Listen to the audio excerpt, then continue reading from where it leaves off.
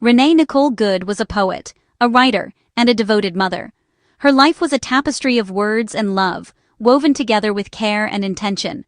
Renee's gentle spirit and creative soul touched everyone who knew her, leaving a lasting impression on friends, family, and her community. Her words inspired, her love for her 6-year-old child defined her, and her creativity shaped her world. Renee's poetry was more than just art, it was a reflection of her heart, a way to connect with others, and to express the beauty she saw in everyday life. She cherished every moment with her daughter, filling their days with laughter, learning, and warmth. Originally from Colorado, Renee brought the spirit of the mountains to Kansas City, Missouri, where she started her own business. The rugged beauty of her home state stayed with her, inspiring her to dream big and to build something meaningful in a new city. She embraced her new community, sharing her talents and her kindness with everyone she met. She was a beacon of light, an artist, entrepreneur, and mother, weaving creativity and family into every day.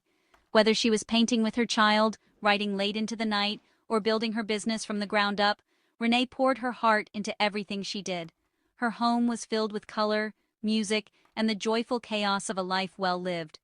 Tragedy struck when her husband, Timmy Ray Macklin, passed away in 2023.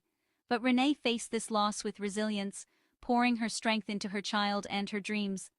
Even in the darkest moments, she found ways to keep moving forward, honoring Timmy's memory by nurturing their daughter and continuing to pursue her passions.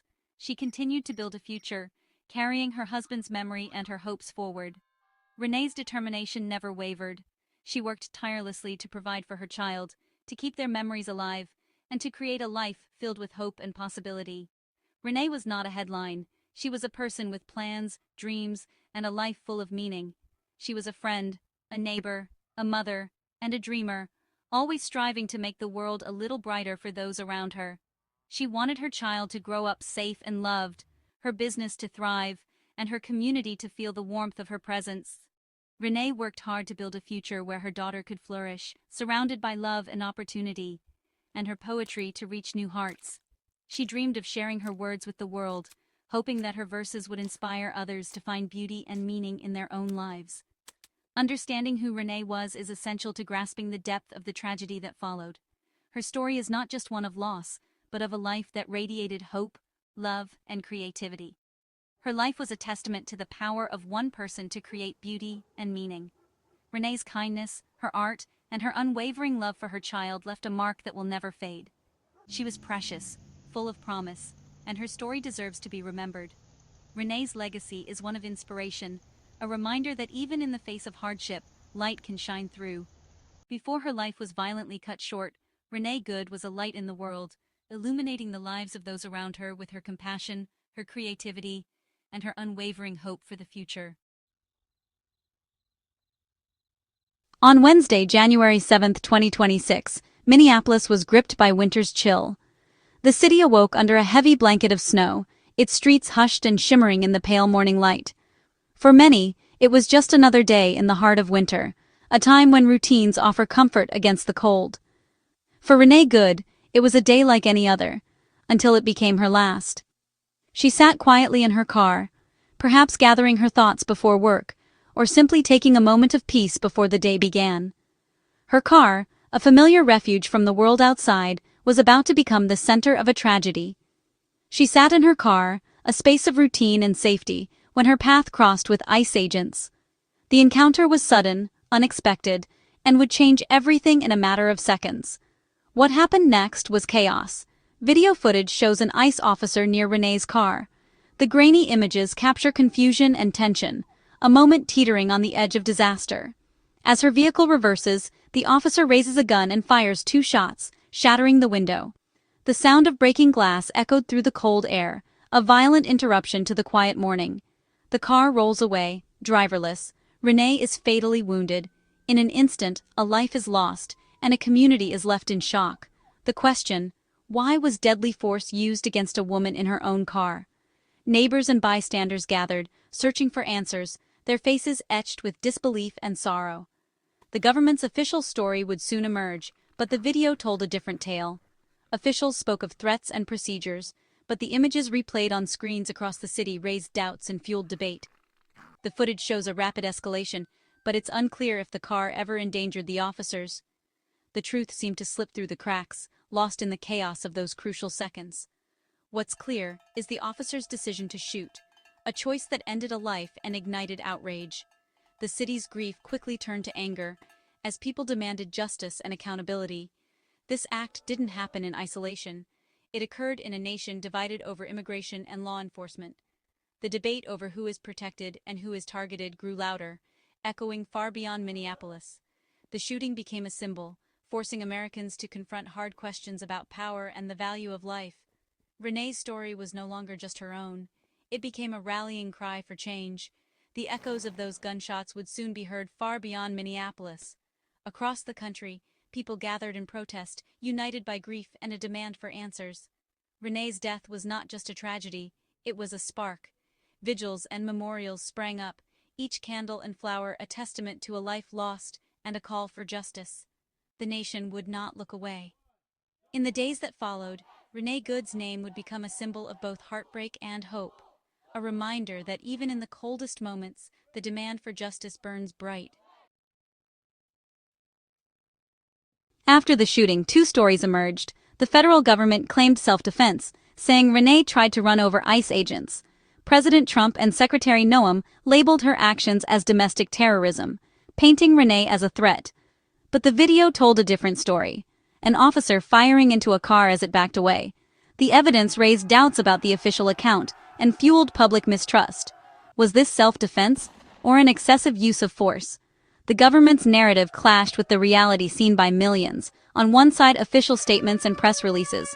On the other, the raw truth of a video and the memory of Renee as a mother and artist. The public was left to decide, was Renee a terrorist or a victim of state violence? For many, the answer was heartbreakingly clear. As the federal government pushed its narrative, Minneapolis Mayor Jacob Frey pushed back. Watching the same video, he called the administration's claims garbage. In a bold public statement, he demanded, "ICE, get the F out of Minneapolis." This was more than outrage. It was a city's leader drawing a line. Frey's words resonated with communities fearful of ICE, validating their anger and pain. His defiance transformed him into a national figure, standing against federal overreach. The mayor's stance set the stage for protests, signaling that city leadership stood with the people. This act of defiance amplified calls for justice for Renee Good. Minneapolis was ready to fight back.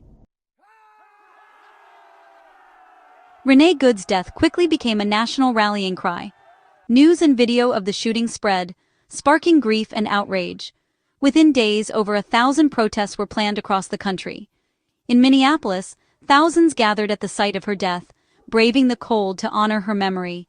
Chants of "Say her name, Renee Good," filled the air, demanding justice and remembrance. The protest transformed a place of tragedy into one of resistance and hope. Signs read, "ICE out," and "Justice for Renee," uniting strangers in a common cause. The crowd demanded accountability for the officer and the agency responsible. This was more than mourning. It was a promise that Renee's name would not be forgotten. The fight for justice had begun. The outrage in Minneapolis spread nationwide. In Houston, hundreds gathered at the Galleria for vigils and protests. Philadelphia saw crowds march through rain to the local ICE office, undeterred by weather or distance. New York and Washington, D.C. became centers of protest, with demonstrators demanding justice at the heart of government. Boston and cities across New England joined in, mourning Renee and protesting the system that led to her death. The protests were a direct challenge to the administration's narrative. From the Midwest to the coasts, the message was clear. This was not just a local issue, it was an American crisis. The movement united people across geography and background. The call for justice for Renee Good echoed from city to city. The nation was demanding change. The protests would not be silenced. The protests were fueled by raw anger and a deep sense of betrayal that rippled through the community.